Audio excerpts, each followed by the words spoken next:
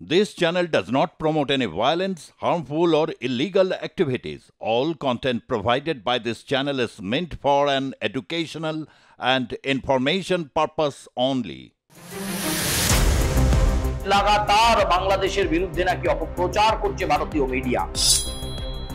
সংখ্যালঘু সম্প্রদায়ের উপর আক্রমণ, চিন্ময় কৃষ্ণ দাস ব্রহ্মচারীকে রাষ্ট্রদ্রোহিতার মামলায় গ্রেপ্তার, ইউনূসের এই কৌশল, গণমাধ্যমের ভারতীয় মিডিয়ার কণ্ঠরোধের যে প্রয়াস, পেঁয়াজ, আলু, স্টোনচিপ, সেফটি পিন থেকে শুরু করে যাবতীয় জিনিস এই ভারত থেকেই নিতে হয়। অথচ ভারত বিদ্বেষী কার্যকলাপ।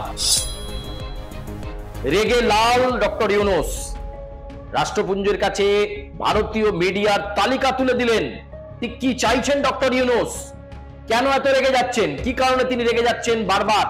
বাংলাদেশের সাম্প্রতিক পরিস্থিতি কি রয়েছে, সমস্ত কিছু বিষয় নিয়ে আপনাদের সঙ্গে আলোচনার জন্য আর প্লাস নিউজের ডিজিটাল প্ল্যাটফর্মে আমি সুচারু মিত্র আপনাদের সঙ্গে আজকে বাংলাদেশে যে বিষয়টা নিয়ে এলাম সেটা হচ্ছে যে রাষ্ট্রপুঞ্জের কাছে এবার বুড়ি বুড়ি অভিযোগ করলেন ভারতীয় মিডিয়ার বিরুদ্ধে ডক্টর ইউনূস।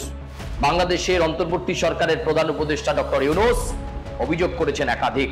রাষ্ট্রপুঞ্জের সেক্রেটারি অ্যান্তোনিও গুতেরস, তার কাছেই, অ্যান্তোনিও গুতেরসের কাছেই কিন্তু তিনি অভিযোগ করেছেন।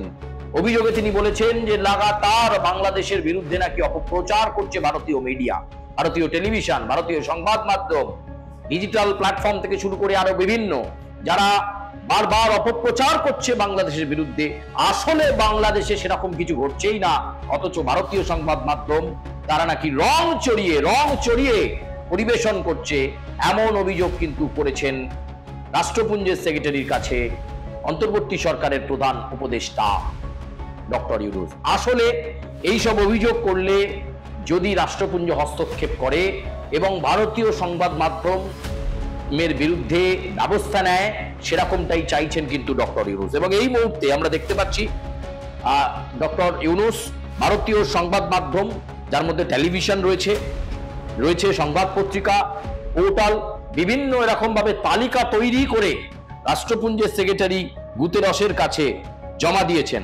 বেশ কয়েকটি টিভি চ্যানেলের নামেও একাধিক অভিযোগ করেছেন, তার বিরুদ্ধে গুজব ছড়ানো হচ্ছে, ভুয়ো তথ্য পরিবেশন করা হচ্ছে, এমনটাই কিন্তু ডক্টর ইউনূস জানিয়েছেন রাষ্ট্রপুঞ্জের একেবারে সেক্রেটারিকে। এবং শুধু এই ঘটনা আন্তর্জাতিক মহলে সামনে এসেছে এবং আন্তর্জাতিক মহলে সামনে আসার পরেই রাষ্ট্রপুঞ্জের ভূমিকা নিয়েও কিন্তু প্রশ্ন উঠতে শুরু করেছে। অর্থাৎ রাষ্ট্রপুঞ্জ কি কখনো পক্ষপাতিত্ব করতে পারে কোনো নির্দিষ্ট গোষ্ঠীর স্বার্থ রক্ষার্থে? রাষ্ট্রপুঞ্জ কি কখনো হস্তক্ষেপ করতে পারে? ইউনূসের এই কৌশল, গণমাধ্যমের ভারতীয় মিডিয়ার কণ্ঠরোধের যে প্রয়াস, সেই প্রয়াসে কি সাড়া দেবে রাষ্ট্রপুঞ্জ? এই প্রশ্ন উঠতে শুরু করেছে। আমরা জানি চীন সফরে গিয়েছেন ডক্টর ইউনূস এবং সেখান থেকেও নানা খবর বিভিন্ন মুহূর্তে আসতে শুরু করেছে। কখনো বলা হচ্ছে যে ব্যবসা আনতে গিয়েছেন, কিন্তু সেভাবে অভ্যর্থনা পাননি তিনি। কখনো খবরে আসছে যে চীনের কাছে যে উদ্দেশ্য নিয়ে গিয়েছেন আসলে সেটাতে তিনি সাফল্য পাচ্ছেন না। আবার কখনো খবর আসছে যে ডক্টর ইউনূস চীনের কাছে হাত পাততে গিয়েছেন। আর এই খবরগুলো যখন চাউর হচ্ছে, যখন বাইরে আসছে, তখনই রেগে লাল হয়ে যাচ্ছেন তিনি এবং তার বিরুদ্ধে চক্রান্ত করা হচ্ছে। সেই চক্রান্ত ভারতীয় মিডিয়া করছে, এমন অভিযোগ এবার রাষ্ট্রপুঞ্জের সেক্রেটারির কাছে তিনি করে দিলেন। শুধু তাই নয়, ধরে একেবারে লিস্ট করে ভারতীয় কোন কোন সংবাদ মাধ্যম, ভারতীয় কোন কোন টিভি চ্যানেল, সংবাদ পত্র পত্রিকা, পোর্টাল ইউনূসের বিরুদ্ধে লিখছে বা প্রতিবেদন তৈরি করছে, এই সমস্ত কিছু তিনি রাষ্ট্রপুঞ্জের কাছে লিস্ট আকারে দিয়েছেন। কিন্তু প্রশ্ন উঠছে, রাজনৈতিক সমালোচকরা তারা প্রশ্ন করছেন, আন্তর্জাতিক মহল প্রশ্ন করছে, এভাবে রাষ্ট্রপুঞ্জ কি হস্তক্ষেপ করতে পারে একটা দেশ, একটা জাতির স্বার্থ রক্ষার জন্য, কোন দেশের মিডিয়াকে কণ্ঠরোধ করতে বা তার প্রসারকে আটকে দিতে?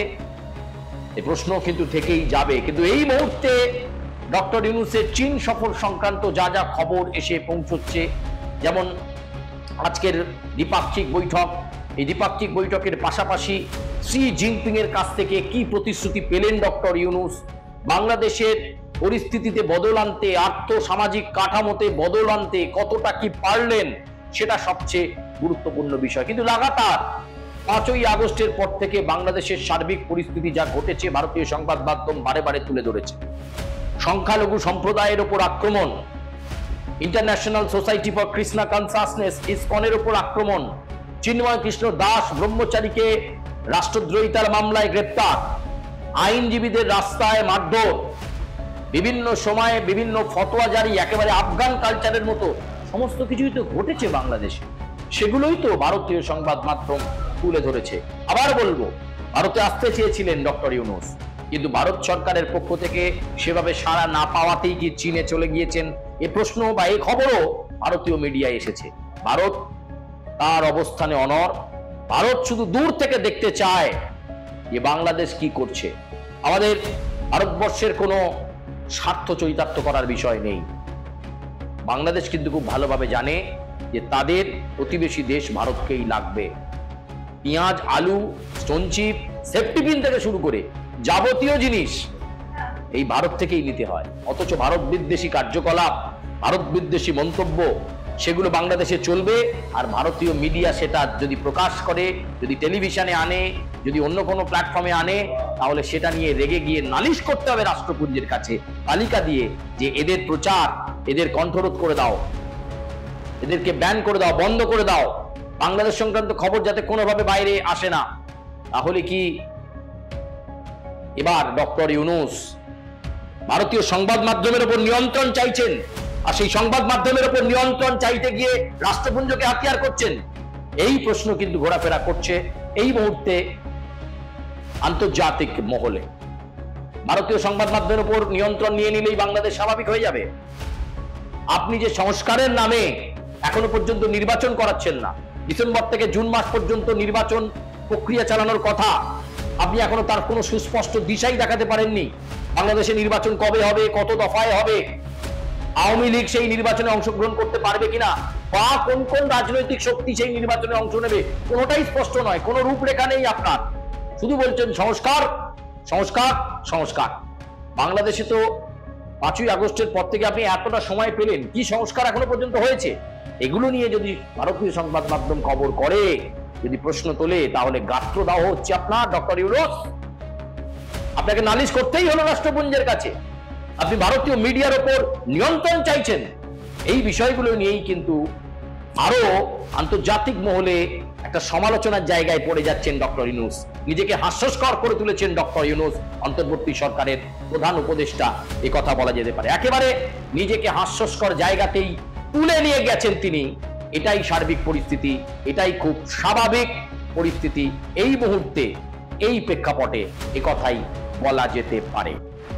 সব মিলিয়ে বাংলাদেশের এই সার্বিক পরিস্থিতির পরিবর্তন আদতে আসে কিনা, রাষ্ট্রপুঞ্জ ডক্টর ইউনূসের চিঠি পেয়ে রাষ্ট্রপুঞ্জের সেক্রেটারি কোনো পদক্ষেপ নেয় কিনা ভারতীয় সংবাদ মাধ্যমের বিরুদ্ধে, সেদিকেও আমাদের নজর থাকবে। আপনাদেরকে বাংলাদেশ সংক্রান্ত আরো লেটেস্ট আপডেট আমরা দেবো, বারে বারে নিশ্চয়ই দেব। ভারতীয় সংবাদ মাধ্যম তারা তাদের কাজটা গণতন্ত্রের পরিকাঠামোর মধ্যে থেকে, গণতন্ত্রের চতুর্থ স্তম্ভ হচ্ছে প্রেস, ফলে সেই জায়গাটা তারা তাদের মতো করে বজায় রাখবেন। এই ব্যাপারটাকে মাথায় রেখেই কিন্তু এগোনো যাবে, এ কথা বলা যায়। এবং সব মিলিয়ে আবারও বলবো যে বাংলাদেশের এই মুহূর্তের সার্বিক যে পরিস্থিতি, সেই পরিস্থিতির দিকে ভারতীয় সংবাদ মাধ্যম নজর রাখছে। ভারতের কোনো লার্জার ইন্টারেস্ট নেই। ভারত বাংলাদেশের কোনো আভ্যন্তরীণ বিষয়ে হস্তক্ষেপ করতে চায় না। ডক্টর ইউনূস তো চেয়েছিলেন নরেন্দ্র মোদীর সঙ্গে বৈঠক করতে, থাইল্যান্ডেও একটা বৈঠক করার জন্য পরিবেশ তৈরি করা হচ্ছিল, কোনো কিছুই হলো না, লাভ নেই।